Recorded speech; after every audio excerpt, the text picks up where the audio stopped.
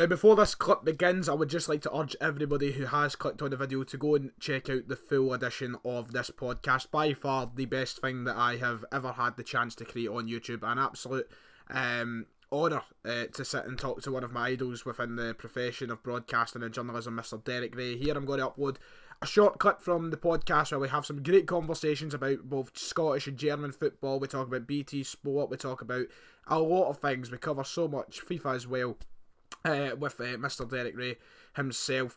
If you do want to check it out, please, I urge you to go and listen to the full podcast. The link will be below in the description of the Talk Scottish Football channel, and also the link to listen on Spotify if you want to listen. We're going to move on past the German kind of stuff just now. We wanted to talk a bit about BT Sport, of course, a company which you worked with for a very long time. Still do, am I correct, in saying with the Bundesliga stuff? Of course, losing the rights to Scottish football was massive. It was something that I feel like, in unison, everybody who's a fan of Scottish football could say, really disappointed to see after the coverage that it gave Scottish football over the past few years since it became a thing. What was your initial reaction to BT losing out on the rights to Scottish football? Well, obviously, when that news came through, I was long gone. I joined BT Sports team in 2013 when the channel started, and I made the decision to leave to come back here to the USA in 2017. Obviously, I talked to a lot of the crew, that they're all friends of mine, and that there was concern for a while about what would happen with the rights, and that's the nature of our business. We go through these rights cycles, and as broadcasters, we never know what's going to happen, and we're at the mercy of our bosses coming up with the right decision from our point of view. So, it was disappointing, because what I can say is that every member of that BT Sport team in Scotland put his or her heart and soul into the productions, and we made that decision from day one. Grant Phillips, the head of the production crew, Martin Keegan, the producer, Darryl Curry, the presenter. I was the commentator the first 4 years. We all agreed at the very start. We were all Scots. We were all proudly Scottish. We all loved our Scottish football. So let's present something that, if you like, chimes with what Scottish football fans like and want themselves. We felt that maybe in the past there hadn't been enough positivity around the Scottish game. It had been sort of presented almost from the point of view of somebody in London looking up at Scottish football, rather than somebody in Scotland, looking from on high at Scotland itself and not trying to compare it or contrast it with anybody else. Because it's one thing I learned when I first came here to the USA. There was this concept on the Spanish language channels of what they called nuestro fútbol, and what they meant by nuestro fútbol in Spanish was our football, and they meant Latin American football. So they meant, Mexican football, they meant Argentinian football, they meant all the football that was dear to their hearts. And obviously these were people who had grown up with the game and were living in a culture where maybe the game wasn't as organic. Well, I sort of felt when I went back to Scotland, and I went back in 2009, firstly with ESPN, that this idea of nuestro football was very important. I was a Scot who'd lived away for a long time, but I never stopped loving Scottish football. And I thought, well, fresh perspective is good. Let's come back with a fresh perspective. And to me, that meant being positive. And most of the people who ended up with BT Sport were also there with ESPN UK, and actually the majority were with Setanta prior to that. I wasn't, but a few of the other guys were. So, these are all people who lived and breathed Scottish football. So, yeah, on a personal level, very disappointing that a good thing had to come to an end.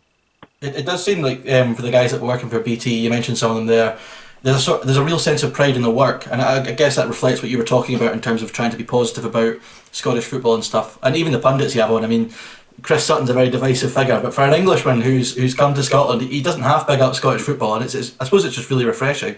And I think people worry with with the rights going back to Sky, who they always have the big games. That's one of the things that strikes me. Sky always have the old firm games, the big games that everyone wants to watch.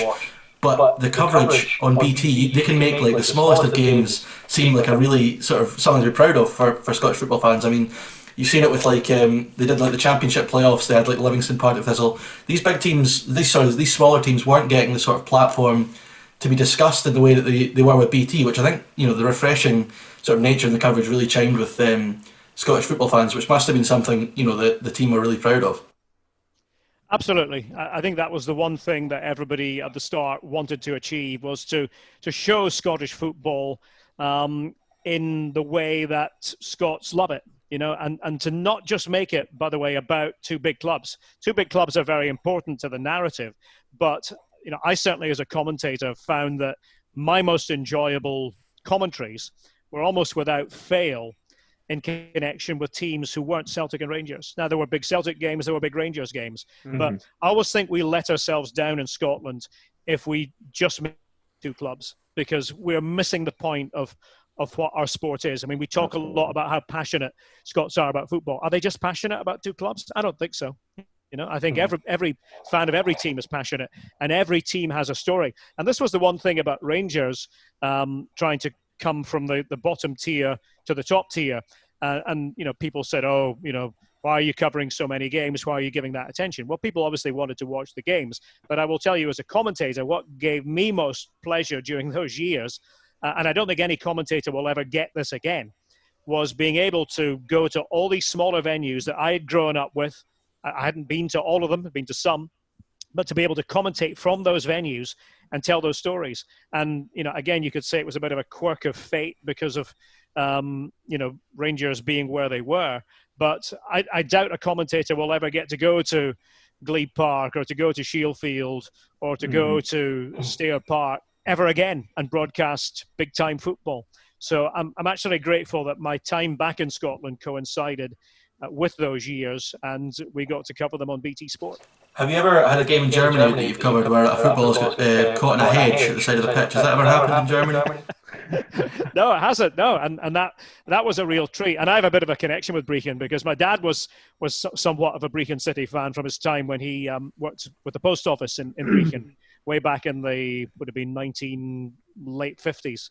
And so I always had sort of this idea Brechin were my second local team. And, being from Aberdeen, Brechin's down the road. It was the closest team to Aberdeen in those days. So if we went to watch another team, it would be Brechin. So to do a live game from there was tremendous. And Grant Phillips, our match director, he got some terrific shots from overhead of the hedge. And it really brought it to life. And so very proud to have been part of that.